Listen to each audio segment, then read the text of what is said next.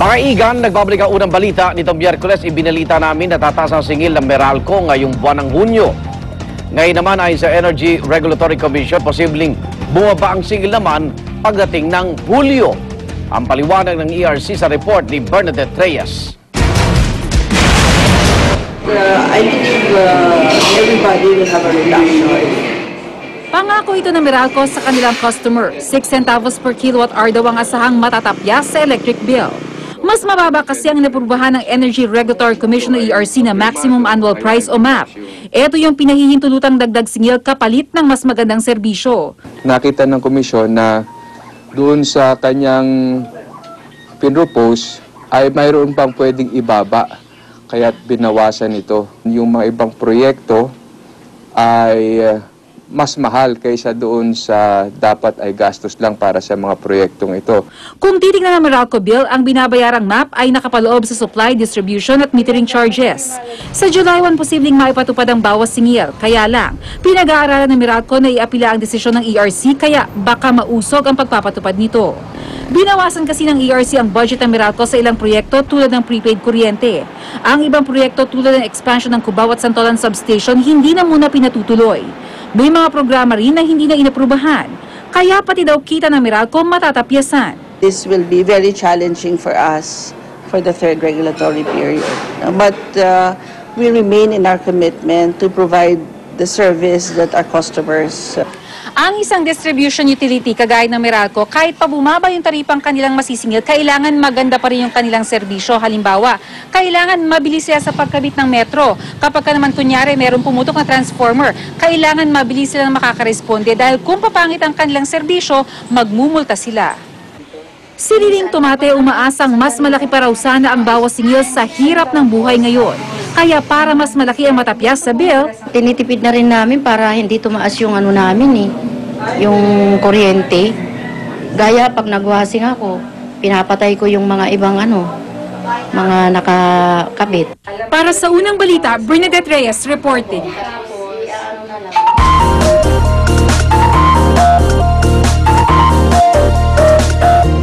Isang paaralan sa Quezon City na bigyan ng mahigit 150 plastic armchair na magagamit ngayong pasukan. Ayon sa DepEd, mas maginhawa para sa mga bata ang plastic na upuan. Narito ang report ni Micaela Papa. Tuwing umuulan, di maiwasang maalala ni Teacher Jesus sa ISO ang bagyong Ondoy na hinagupit itong Betty Go Belmonte Elementary School sa Quezon City noong 2009. Ondoy hanggang dito sa second floor. E di ngayon na, siyempre ang mga bata naglilinis, yung mga upuan na kahoy, nasira na, mabigat na rin dahil sa tubig, e di talagang total disaster. Pero ayon sa mga estudyante, kahit ba walang bagyo ay samot-sari na ang problema sa dekahoy na upuan. Pag nakaupo po ako sa kahoy, natatanggal po yung botones. Masakit po. Masakit? Saan masakit? Dito po sa likod. Tinitiis lang po namin. Kaya naman abot-abot ang saya nila nang mabigyan ng 150 plastic armchairs.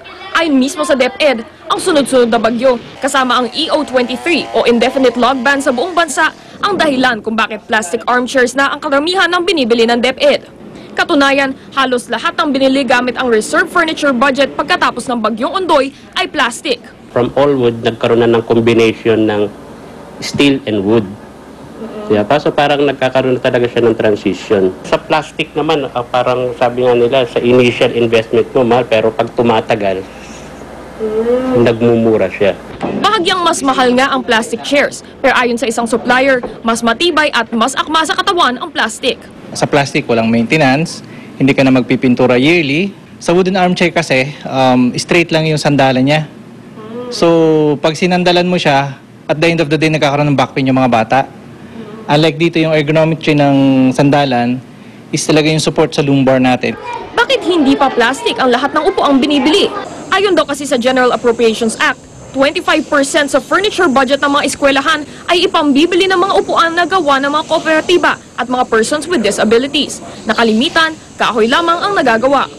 May ibang school divisions din daw na mas gusto ang kalidad ng kahoy. Para sa unang balita, Micaela Papa reporting.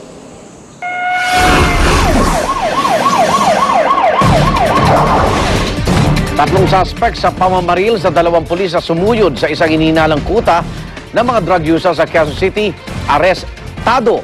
Kabilang sa nadakip ang isang suspendidong pulis. Darito ang report ni Oscar Oida. Hawak na ngayon ng mga pulis ang sinasabing mga responsable umano sa pamamaril sa dalawang pulis Quezon City kamakailan matapos silang makorner ng motoridad sa loob ng isang apartel sa Cubao, Quezon City kagabi.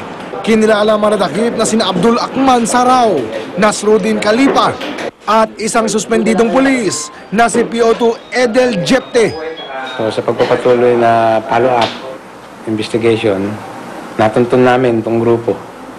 Nandyan sila sa isang apartel sa Cubao. Yung isang civilian asset natin na dumaan doon sa kwarto, sinilip yung kwarto, mga nakagamit. Kaya medyo paranoid siguro. Nakarinig kami ng putok. Nagpaputok siya. May nakita rin yung mga... Nabawi sa kanila ang ilang sachet ng hinihinalang shabu, mga drug paraphernalia at ang kalibre 45 na ito na muna'y ginamit na pamamaril kina SPO1 Nilbert For Lucas at PO2 Teodoro Casison noong isang gabi. Matatanda ang sinalakay ng dalawang pulis ang isang compound sa May Agam Road, Barangay Central, Quezon City matapos mabalitaang may nagaganap na shabu session sa lugar. Pero papunta pa lang sila doon nang paulanan sila ng bala. Etong 45 na yan yung ginamit na pamamaril doon sa pulis natin. Sa kabutihang palad, ligtas na sa tiyak na kapahamakan ng dalawang nasugatang pulis. Bagamat si PO2 Casison, kinakailangan pa umanong sumailalim sa operasyon. Yung bala tumama sa buto So nag-split yung buto niya. Naka-embed ngayon yung bala ng 45 dun sa loob ng buto. Sabi ng doktor, hindi raw pwedeng alisin pa. So, operahan yun na lalagyan daw ng bakal. Palilipasin pa raw ng ilang buwan bago tanggalin yung... Hindi raw pwedeng tanggalin, masisira Ito ng balita sa Quezon City. Oscar Oida, reporting. Samantala sa gitna ng mga ulat ukol sa fish kill, ilang fish pond owner gumagamit daw ng dumi ng manok bilang pakain sa mga alagang isda sa Bulacan. Narito ang report ni Julius Segovia.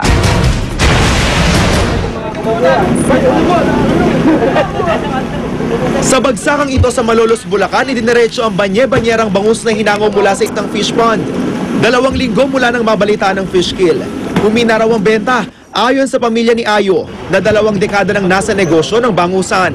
Tanghali na, nakatenga pa rin ang mga paninda. Pero gate nila, ligtas naman daw kainin ang mga bangus nila. Biglang tumumal, yung is talaga yung 2-3 araw na sa taguan, namumula. Tsaka talagang namumutla yung bangus sa tagal ng pagkaka-store.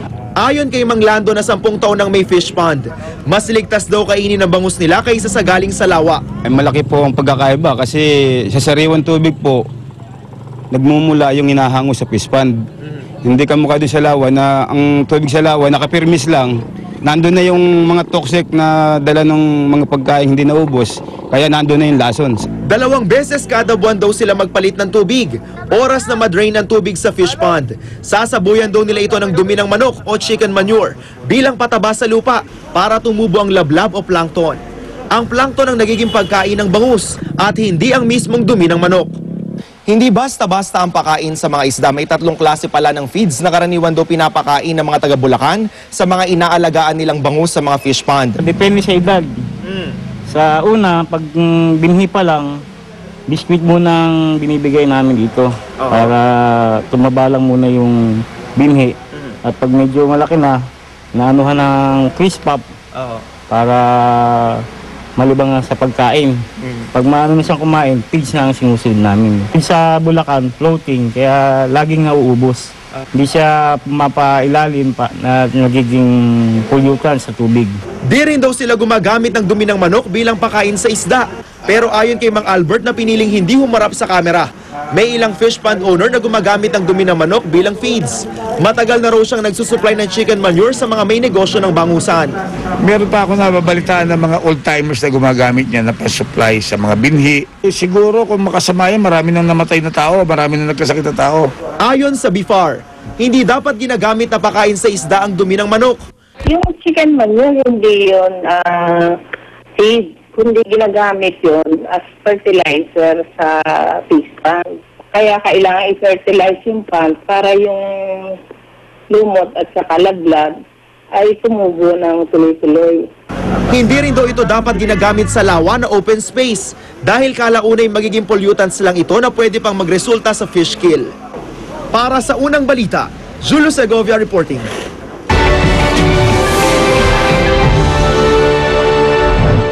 Misis ng mamabata sa Amerika na umaming nagpadala ng mga mahahalay na litrato niya online sa kanyang nakarelasyong babae na paulat na buntis. Ayon po sa ulat ng New York Times, 3 taon na ang nagkumpirma ng pagdadalang tao ng misis ni New York Representative Anthony Weiner na si Huma Abedin. Kung totoo ang balita, ito ang unang anak na mag-asawa na ikinasal lamang noong nakaraang taon. Si Abedin ay aide ni U.S. Secretary of State Hillary Clinton. Kasalukuyang nasa Middle East ang dalawa. Sa ngayon, wala pang inilalabas na pahayag ang kampo ni Abedin kaugnay sa iskandalong kinasasangkutan ng asawa at sa napapabalitang pagbubuntis niya. Hotel na tinutuluyan ng mga mamamahayag mula sa iba't ibang bansa na sunog sa Tripoli, Libya. Aabot sa 100 ang inilikas mula sa hotel. Wala namang naiulat na sugatan sa insidente. Tumagal ng 1 oras ang sunog bago tuluyang naapula. Patuloy pa rin iniimbestigahan ang sanhi ng sunog.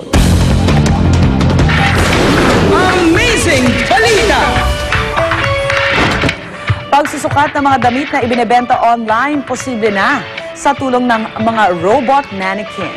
Ang online clothing store na ito na nakabase sa Estonia ang may-ari ng mga shape-shifting robots. Sa kanilang website, kailangan lamang ilagay ng customer ang kanyang vital statistics at iba pang sukat ng katawan. Sa pamamagitan ng mga impormasyong ito, mabubuo po ang robot mannequin. At dahil kasukat na ito ng online buyer, makikita niya ang magiging itsura ng damit kapag suot na niya ito. Oras na para sa unang chika. Narito na si Luan T. Luan.